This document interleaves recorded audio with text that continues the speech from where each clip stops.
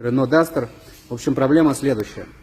Человек пригнал автомобиль на ТО, попросил посмотреть ходовую и тормозную систему, потому что говорит, что спереди стучит что-то, сзади какие-то стуки идут. В общем, нет, говорит, больше сил так кататься, посмотрите, ребята, сделайте. В общем, спереди я отписал ему разбитую шаровую опору в хлам. Она стояла заводская на заклепках. Заклепки я отсюда достал, заменил также сальник левого привода. Поднял автомобиль, стал качать, шатать всю заднюю подвеску. Нет никаких стуков. Как бы сайлентблоки немножко уставшие, но они еще походят. Причем довольно-таки внушительное время.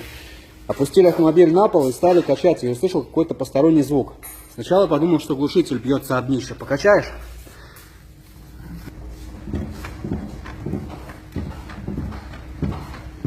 Но нет, глушитель как бы здесь стоит крепко.